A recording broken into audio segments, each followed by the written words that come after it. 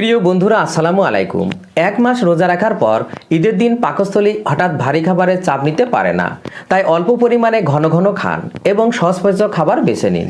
সকালে সেমাই বা হালুয়ার সাথে অল্প মিষ্টিমুখ, দুপুরে পোলাও বিরিয়ানি সাথে সালাদ ও টক দই এবং পর্যাপ্ত পানি বা ডাবের পানি পান করুন। ভাজা পোড়া অতিরিক্ত তেল মশলা এড়িয়ে চলুন। এবার আসুন বিস্তারিত জেনে নিই। সকালের খাবার: ঈদের নামাজের পর সেমাই, পায়েস বা হালুয়া দিয়ে মিষ্টিমুখ করুন। ভারী পরোটার বদলে রুটি বা কম তেলে তৈরি নান রুটি খাওয়া ভালো।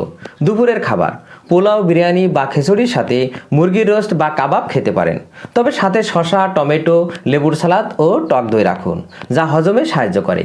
বিকালে ফলের রস, ডাবের পানি বা লেবুর শরবত পান করুন। রাতের খাবার হালকা রাখা উচিত।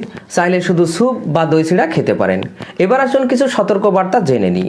একবারে বেশি খাবেন না, অল্প অল্প করে কয়েকবার খান।